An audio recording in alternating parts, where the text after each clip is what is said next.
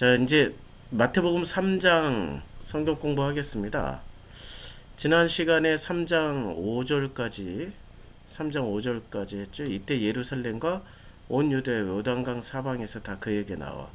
그러니까 사람들은 복음을 존경하고 환영하고 더 좋아하는 게 아니라 요한처럼 낙타털 옷을 입고 허리에 가죽들을 띠고 음식은 메뚜기와 석청을 먹을 정도로 철저한 종교인의 어떤 행위를 하고 있는 세례 요한을 존경했어요. 예수님은 온 예루살렘과 요단강 사방에서 예수님께 안 나왔어요. 그리고 자기들의 죄를 자복하고 요단강에서 그에게 세례를 다 받지를 않았단 말이에요. 그러니까 사람들은 이 요한과 같은 어떤 그 엘리야 코스프레를 통해서 종교인들이 보여줄 수 있는 금욕과 철저한 자기 관리를 하는 사람을 좋아한다고. 왜? 인간은 본질적으로 선악 지식을 먹고 신이 되어 있기 때문에, 신처럼 되어 있기 때문에 자기의 신성성을 인정해주는 사람은 평범한 사람이 아니라 정말 남들이 하지 못하는 특별한 인간, 좀 신, 특별한 신을 찾고 있는 거죠. 그 세례 요한 같은 사람이 딱 거기에 적합했던 사람입니다. 그래서 자기들의 죄를 자복하는 거예요. 자기들의 죄를 하나님 앞에 고백해야 되는데 이 사람들은 지금 선민이란 말이에요. 유대인들이라고요. 죄를 어디서 용서를 받아요? 예루살렘 성전에 가서 속죄제와 속건제, 번제를 통해 가지고 하나님한테 죄 사함을 받을 수 있는 길을 열어놨단 말이에요. 그게 몇천 년 동안 이 일을 해왔다고. 그런데 누구 앞에 가서 해요? 예루살렘 성전 안에 가서 죄를 속죄제, 속건제를 드리면서 자기 죄를 자복하는 시간은 하나님 앞에서 하는 거라고. 그런데 지금 자기들의 죄를 누구 앞에서 자복을 하고 있어요? 아니, 세례 요한한테 하고 있단 말이에요. 근본적으로 신앙심이 뭔가가 바뀐 거야, 지금.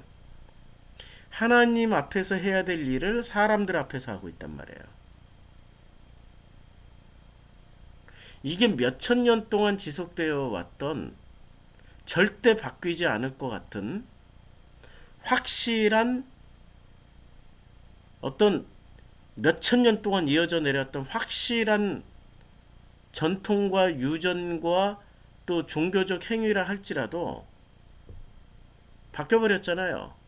자기들의 죄를 하나님 앞에서 자복하는 게 아니라 요한 앞에서 죄를 자복해요. 그리고 죄 용서함을 받음의 표시로 세례를 받았던 거죠. 굉장히 문제가 많은 거예요. 예루살렘 성전에서 해야 될 일을 요단강에서 했고 하나님 앞에서 해야 될 일을 사람 앞에서 하고 있는 거예요. 그리고 세례라는 것으로 간략화 시켜버렸단 말이에요. 예수가 오셔야만 되는 이유 중에 하나죠, 이게. 우리 지금 기독교가 마찬가지라고요. 하나님 앞에서 해야 될 거를 지금 목사들 앞에서 하고 있다고요. 이 뭔가 많이 바뀌어 있는 거죠. 하나님은 눈에 보이지 않으니까 눈에 보이는 우리 회장님들이, 당회장님들이 하나님처럼 여김을 받는 거죠. 아니, 우리 교회야 뭐 목사가 권위도 없고 조그만 교회니까. 그런데 그 대형 교회, 뭐 순복음이나 아니면 명성상회 같은 데서는 우리 당회장님을 보는 게, 만나보는 게 하나님 뵙는 것처럼 두렵고 떨리는 그런 일이라는 거 다들 아시죠? 지금 예수님 당시의 상황이 지금 한국교회 상황과 크게 다르지 않다라는 거예요. 자기들의 죄를 하나님 앞에서 자복해야 되는데 세례 요한 앞에서 자복하고 있고요. 성전에서 해야 되는데 요단강에서 죄사함의 의식을 하고 있단 말이에요. 모든 게 다 뒤죽박죽 섞여버린 상황이 된 거예요. 7절. 요한이 많은 바리새인들과 사두개인들이 세례 베푼 대로 오는 것을 보고 이르되 독사의 자식들아 누가 너희를 가르쳐 임박한 진노를 피하라 하더냐. 그러니까 바리새인과 사두개인들에게 독사의 자식들이라고 이야기를 했단 말이에요. 그러니까 이 선악지식의 자식이라는 거지. 선악지식을 먹게 했으니까. 그러므로 회개에 합당한 열매를 맺고 이렇게 얘기를 했는데, 아니 지금 세례 요한도 보세요. 우리가 예수는 하나님이셨잖아요. 그러니까 소자야 내 죄가 사여졌도다. 이게 어디서 나오는 장면이냐면 마가복음 2장에서 보면요. 마가복음 한 중풍병자를 네 사람에 메워 가지고 예수께로 와요. 근데 중풍병자야,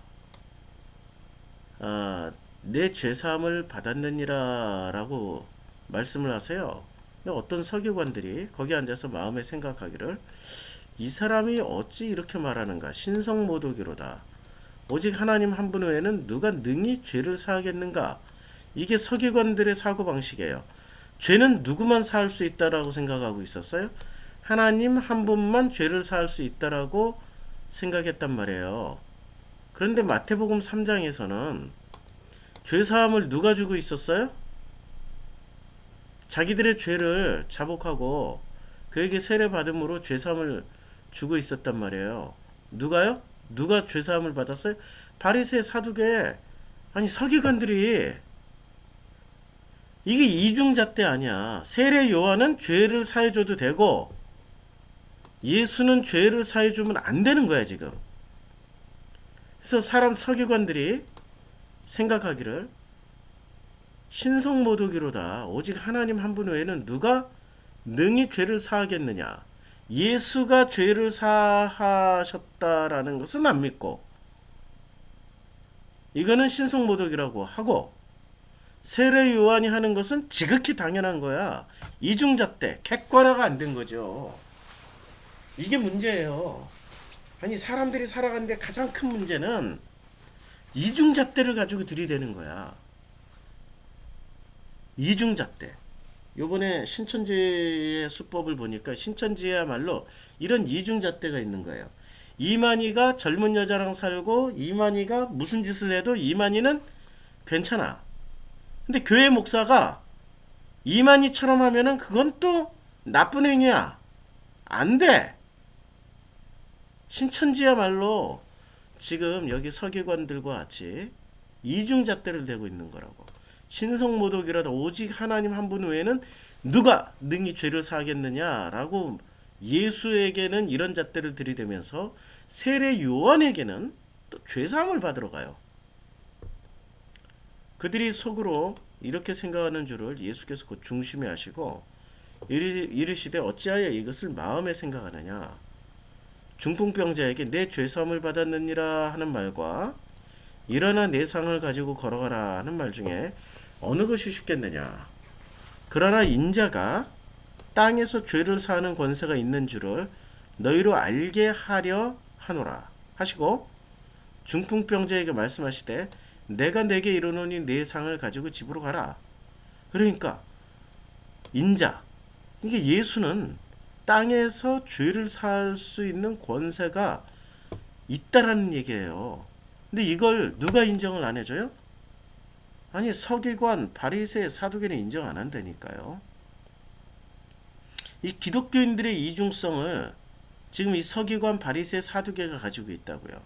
이 신천지의 이중성을 사실은 이걸 면밀하게 잘 보면은 그 신천지의 이중성이 기독교인들의 이중성에서 그대로 배운 거죠. 그리고 사실 우리도 이런 이중성들을 가지고 있다고요. 잘 생각해보면 이런 이중잣대들을 다 가지고 있다고. 하나의 잣대로 양심의 거리낌 없이 우리가 되는 게 아니라 우리 편리한 대로 자를 수치를 늘렸다 줄였다 하는 자를 하나 들고 다닌단 말이에요. 예수가 말씀하세요. 내가 내게 이르노니 일어나 내 상을 가지고 집으로 가라. 그가 일어나 그 상을 가지고 모든 사람 앞에 나가거늘 그들이 다 놀라 하나님께 영광 돌리며 이르되 우리가 이런 일을 도무지 보지 못하였다. 자, 이런 일이 이제 있었어요.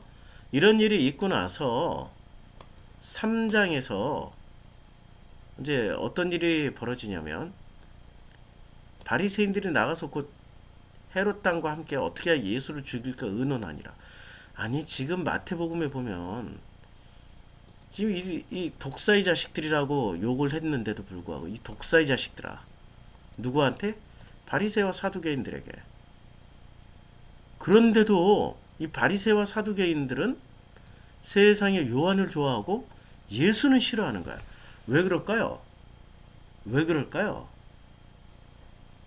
예수는 끊임없이 바리새 사두개 이른바 종교 지도자들을 직면을 시켰다고. 객관화를 시켜서 그들 스스로가 야 눈먼 자였구나 소경이었구나 귀머거리였구나 우리가 사람들을 주저앉히는 안진뱅이 만드는 자들이었구나 무감각하게 만들어 놓은 문둥병자 전파자들이었구나 라는 것을 예수는 끊임없이 객관적으로 그걸 보여주고 가르쳐줘요. 그게 싫었던 거야. 그러면 이 사람들이 회개하고 또 자기들의 죄를 자복한다라는 수준은 무슨 수준이에요? 그들이 생각하는 죄의 수준은 예수가 가르치고 예수가 지적했던 죄의 수준이 아니고 그냥 자기네들이 생각하는 헌금 좀 삥땅 치고 뭐 전도 좀 덜 열심히 하고 뭐 거짓말 좀 하고 뭐 이런 수준의 죄를 죄라고만 여긴 거지 예수가 말씀하셨던 보지 못하고 듣지 못하고 무감각한 문둥병자였고 안진뱅이였고 이런 것들을 죄라고 여기지 않는 거예요. 예수는 이 사람들의 죄를 마태복음 23장에서 구체적으로 이야기해 줍니다. 자, 어떤 죄를 자, 그들은 말만 하고 행하지 아니하는 거예요. 말만 하고 행하지 아니하는 거예요. 말만 하고. 우리 기독교인들 사랑하라. 신천지도 사랑하라고 배울 거예요. 말만 하고 행하지 않는 거죠. 그럼 사랑이라는 게 그러면 또 가서 사회봉사하고 열심히 도와주고 아니 그런 수준의 사랑도 사랑이지만 그걸 넘어서는 내 이웃을 내 몸처럼 사랑하라. 자기 몸처럼 사랑 안 하잖아요. 자기 몸이라는 거는 자기라는 인생이 기록되는 하나의 레코드판 같은 거예요. 살면 살수록 주름살이 많이 늘어나고요. 자기 몸이라는 건 그리고 자기의 삶은 자기 몸에 다 기록이 되고 또 자기가 살아왔던 모든 삶의 궤적은 마음에 다 저장이 돼 있어요. 기록이 돼 있다고요. 그러니까 내 이웃을 내 몸처럼 사랑하라는 말씀은 굉장히 실존적이면서도 자기의 삶과 밀접하게 연결되어 있는 엄청난 철학적인 말씀이라고요. 그냥 이웃을 사랑하라 이 말은 관념을 하고 관념. 그런데 구체적인 예수의 가르치심은 내 이웃을 너 몸처럼 사랑해. 그러니까 너가 살아왔던 인생처럼 사랑하라는 거야.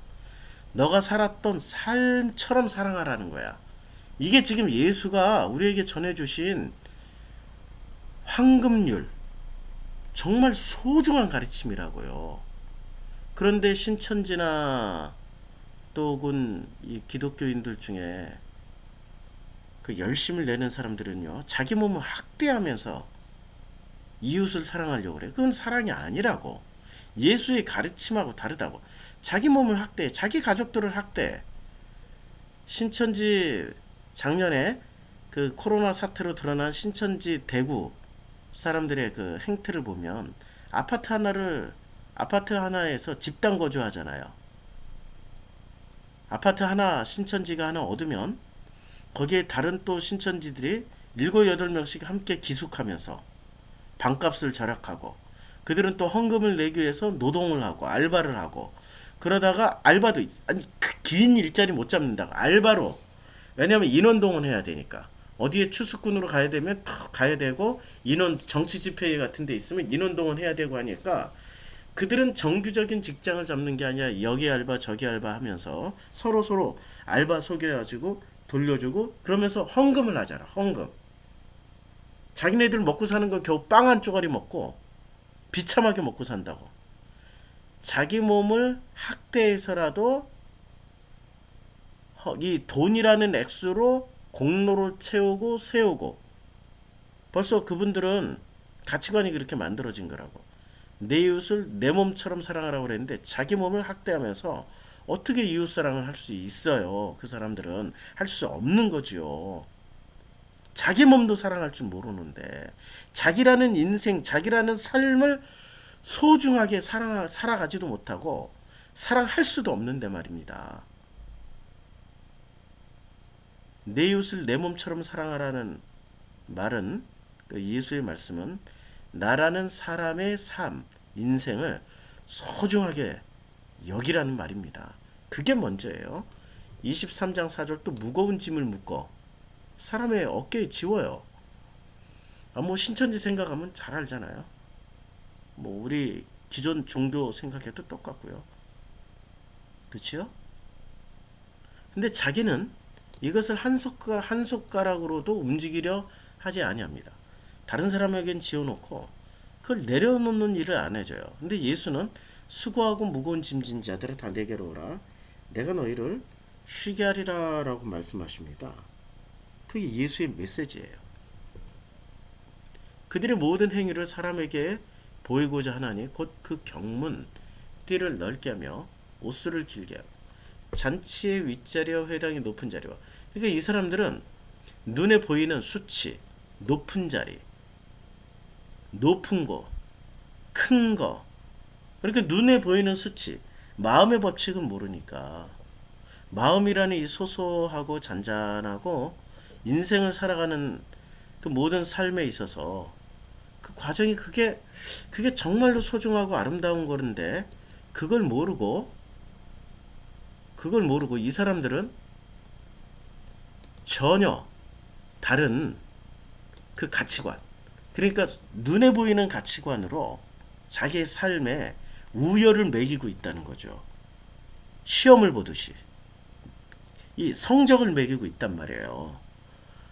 야, 지금 신천지가 꼭 이 모습이죠. 우리 뭐 기존 교회가 뭐 그분들 다 기존 교회에서 배운 거니까. 시장에서 문안받는 것과 사람에게 랍비라 칭함을 받는 것을 이거 가르치는 자들, 자기가 정답을 가지고 있으니까 가르치는 자들이란 거죠. 그런데 예수가 말씀하십니다. 너희는 랍비라 칭함을 받지 말라. 너희 선생은 하나요. 너희는 다 그 형제니라. 너희 선생은 누구예요? 아니, 너희 선생은 너희를 가르치는, 지금 하나님이 선생님이지 왜 이 사람들이 선생님이에요? 모세가 가르쳤지만 모세는 누구한테 배우셨어요? 하나님한테 배웠다고. 선생님은 한 분 하나님밖에 없다고. 그런데 이들은 왜 선생 자격이 되냐? 스스로를 왜 그렇게 믿고 있었냐? 자기네들이 정답을 알고 있다라는 거야. 그렇게 믿고 있었기 때문에. 그러니까 땅에 있는 아버지를 아버지라 하지 말라. 너희 아버지는 한 분이신 곧 하늘에 계시니라. 또한 지도자라 칭함을 받지 말라. 너희 지도자는 한 분이시니 곧 그리스도시니라. 지금 이 서기관과 바리새인들에게 예수가 지금 하시는 말씀을 들어보시라고요. 이런 말씀을 하고 있는데 이 서기관과 바리새인들이, 많은 바리새인들과 사두개인들이 세례 베푸는 대로 오는 거예요. 이거 이중잣대라고 그랬죠. 예수한테는 야, 하나님 한 분 외에는 죄 사함을 주는 사람이 없어 해놓고 지들은 세례 요한에게 지금 죄 사함 받으러 가고 있잖아요. 근데 세례 요한은 독사의 자식들아 라고 그들에게 아주 퍼붓고 있습니다. 임박한 진노를 피하라 하더냐. 그러므로 회개에 합당한 열매를 맺고 속으로도 아브라함이 우리 조상이라고 생각하지 말라. 내가 너에게 이르노니 하나님이 능히 이 돌들로도 아브라함이 자손이 되게 하시리라. 이미 도끼가 나무 뿌리에 놓여 있으니 좋은 열매를 맺지 아니하는 나무마다 찍혀 불에 던져지리라. 나는 너희로 회개하기 위하여 물로 세례를 베풀거니와. 이제 회개하기 위하여 회개 회개하고 죄사함을 받는 거예요. 세례를 베풀거니와 내 뒤에 오시는 이는 나보다 능력이 많으시니 나는 그의 신을 들기도 감당하지 못하겠노라. 그는 성령과 불로 너에게 세례를 베푸실 것이요. 이제 차원이 다른 회개, 죄사함이 있을 것이라고 말씀하고 있는데 그 차원이 다른 예수를 서기관과 바리새들은 어떻게 욕을 했습니까? 야, 너 네가 무슨 권한으로 죄사함을 줘? 죄사함을 줄 수 있는 사람은 분은 하나님밖에 없다라고. 이 이중자 때 참 지금 세례 요한이 이런 얘기까지 해도 안 믿어. 손에 키를 들고 자기의 타작마당을 정하게 하사 알곡은 모아 곡간에 들이고 쭉정이는 꺼지지 않는 불에 태우시리라. 알곡은 모아 곡간에 들이고 쭉정이는 꺼지지 않는 불에 태우시리라. 꺼지지 않는 불. 그러니까 꺼지지 않는 불에 영원히 탄다. 아니 쭉정이를 한번 타고 그냥 끝나는 거죠. 예, 쭉정이는 한번 타고 끝나지만 불은 계속 수많은 쭉정이들을 태운다는 거예요. 수많은 쭉정이들. 쭉정이들이 영원히 타는 게 아니라 수많은 개수의 낱낱의 쭉정이들이 너무 많으니까 계속 타는 거예요. 자, 여기까지 3장 12절 13절. 이때 예수께서 갈릴리로부터 요단강에 이르러 요한에게 세례를 받으려 하시니, 이제 요한에게 세례를 받으러 갔어요. 근데 요한이 말려 이르되 내가 당신에게서 세례를 받아야 할 터인데 당신이 내게로 오시나이까? 내게로 오시나이까? 이렇게 얘기를 했어요. 그럼 마가복음을 보자고요. 마가복음은 그때 예수께서 갈릴리 나사렛으로부터 와서 요단강에서 요한에게 세례를 받으시고, 여기는 그런 내가 당신에게 받아야 되는데 왜 나에게로 오십니까? 마가복음 그거 생략됐죠? 누가복음을 한번 보자고요. 누가복음도 이제 누가복음에선 이제 예수가 세례를 받으러 갈 때 뭐라고 말씀하시냐면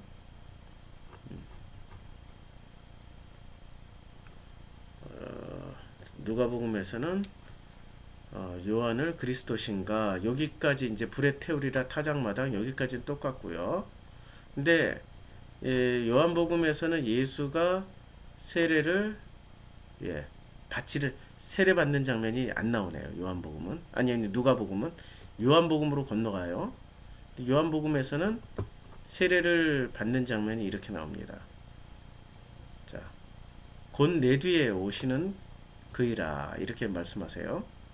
이 일은 요한이 세례 베풀던 곳 요단강 건너편 베다니에서 일어난 일이고요. 이튿날 요한이 예수께 자기로 나오심을 보고 보라 세상 죄 지고 가는 어린 양이로다. 근데 나도 그를 알지 못하였으나 내가 와서 물로 세례를 베푸는 것은 그를 이스라엘에 나타내려 함이니라. 그러니까 마태복음하고는 다르게 요한은 세례 요한에 어떤 세례 베푸는 목적을 하나 더 추가를 해요. 내가 와서 물로 세례를 베푸는 것은 예수를 이스라엘에 나타내려고 세례를 하는 거예요. 그리고 또 증언하여 이르되 내가 보매 성령이 비둘기같이 하늘로부터 내려와서 그 위에 머물렀도다 라고 이렇게 말씀하고 있습니다.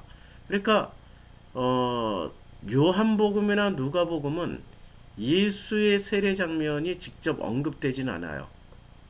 그런데 누가복음은 아예 생략을 했고 요한복음은 그 세례를 받았다라는 걸 짐작할 수 있게 그냥 성령이 비둘기같이 그의 머리 위에 머물렀더라라고 얘기하고 있고, 마태복음이나 마가복음은 이 장면을 구체적으로 기록을 하고 있습니다. 세례받는 장면을. 이제 이 복음서마다 차이점이 있다는 걸 알고 이제 우리가 읽어나가죠. 요한이 말려 이르되 내가 당신에게서 세례를 받아야 할 터인데 당신이 내게로 오시나이까? 굉장히 어떤 그 주객, 그러니까 죄 사함을 주고 회개에 합당한 열매를 맺으라고 했던 세례 요한의 이 태도는 완전히 지금 바뀌는 거죠. 완전 겸손 모드로 예수께서 대답하여 이르시되 이제 허락하라 허락하라. 우리가 이와 같이 하여 모든 일을 우리가 여기서 그러니까 세례를 주는 세례 요한과 그다음에 세례를 받는 예수를 우리라고 한 거예요. 이와 같이 하여 세례를 받는 것으로 하여 모든 의를 이루는 것이 합당하니라 하시니 이에 요한이 허락을 해줬어요. 이거는 요한복음에서 말씀하셨던 것 같이 이런 말씀입니다. 나도 그를 알지 못하였으나 나를 보내어 물로 세례를 베풀라 하신 그에게 나에게 말씀하셔서 성령이 내려 누구 위에든지 머무르는 것을 보고는 그가 곧 성령으로 세례 베푸는 이인 줄을 알라 이렇게 말씀하셨고요. 그리고 예수에게 또 이렇게 말씀하십니다. 예수에게 내가 와서 물로 세례를 베푸는 것은 그를 이스라엘에게 나타내려 함이라. 예수를 나타내려 하기 위함이에요. 마태복음 이제 보완해서 이 말씀이 서로 상호 보완이 되는 거예요. 그러니까 이제 허락하라. 우리가 여기서 우리가 할 때는 그러니까 세례 요한은 예수를 드러내고 나타내려 하는 목적이고 예수는 세례 요한에게 세례를 받음으로 인해서 이제 세례 요한의 인증이 필요했던 거예요. 인증. 근데 왜 이런 인증이 필요할까 봤더니 사람들이 복음으로 바로 못 건너가는 거야. 종교라는 징검다리를 건너가야 되는 거죠. 낙타트롯을 입고 허리에 가죽들을 띠고 음식은 메뚜기와 석청을 먹고 있었던 이 종교적인 코스프레를 엘리야 코스프레를 하는 사람을 거쳐서 이제 비로소 예수 인증이 될 때 사람들이 예수를 따라가는 거죠. 그래서 요한복음에서 이렇게 이야기를 합니다. 요한복음에서는 이제 예수 인증이 끝났어요. 인증이 끝났어요. 그랬더니 인증이 끝나니까 여기서 그를 이스라엘에 나타내려 하심이라. 그리고 세례를 받고 그 인증이 끝나니까 어떤 일이 벌어지냐면 세례 요한이 예수께서 건의심을 보고 말씀하시되 이제 보라 이 세례 요한이 말하는 거예요. 하나님의 어린 양이로다. 그랬더니 세례 요한의 두 제자가 그의 말을 듣고 세례 요한의 말을 듣고 예수를 따라갑니다. 그러니까 예수 인증이 끝나니까 세례 요한의 제자들로부터 시작해서 예수를 따르기 시작하는 거예요. 그러니까 최초의 제자는 세례 요한의 제자들이 예수의 제자로 건너갔던 거죠. 그리고 이와 마찬가지로 사도행전에서 세례 요한의 세례만 알고 있었던 세례 요한의 세례만 알고 있었던 아볼로라고 하는 유대인이 성경에 능통했어도 이 능통한 성경이 일찍이 주의 도를 배워 열심으로 예수에 가는 것을 자세히 가르치고 있었으나 요한의 세례 정도 수준에서만 그러니까 세례 요한의 수준으로 알고 있었어요. 근데 그가 이제 브리스길라와 아골라를 통해 가지고 건너간 거예요. 그러니까 세례 요한은 건너가게 하는 징검다리 역할인 거죠. 디딤돌 역할이었던 거예요. 세례 요한은 이 역할에 충실한 겁니다. 제가 지금은 그런 말을 많이 안 하지만 몇 년 전까지만 해도 이런 얘기 많이 했어요. 저도 징검다리다. 나를 밟고 건너가기를 원한다. 뭐 이런 얘기를 많이 했어요. 근데 보니까 나도 건너가는 징검다리야. 그러니까 디딤돌이야. 이 징검다리. 돌멩이 하나가 여기에 머문 돌이 아니라 또 다음 돌을 놓아주고 있는 나도 지금 계속 변화하면서 발전해 나가고 있으니까 건너갈 수 있게 징검다리를 계속 놓고 있는 그런 또 역할도 하고 있더라고요. 말이 좀 어렵나요? 저도 변화 발전하고 있다는 거죠. 세례 요한은 그냥 징검다리에 딱 머물렀어요. 머무르면은 언제나 고인물이 되죠. 샘물이 되질 않아요. 그러니까 마태복음 11장에서 오실 그이가 당신이니까라고 의심을 하게 되는 거고요. 근데 같이 건너가면은 그런 일이 없겠죠. 자, 16절 예수께서 세례를 받으시고 그 물에서 올라오실새 하늘이 열리고 하나님이 성령이 비둘기 같이 내려 자기 위에 임하심을 보시더니 하늘로부터 소리가 있어 말씀하시되 이는 내 사랑하는 아들이요 내 기뻐하는 자라 하시니라. 수요일은 이 부분을 좀 더 자세하게 하겠습니다.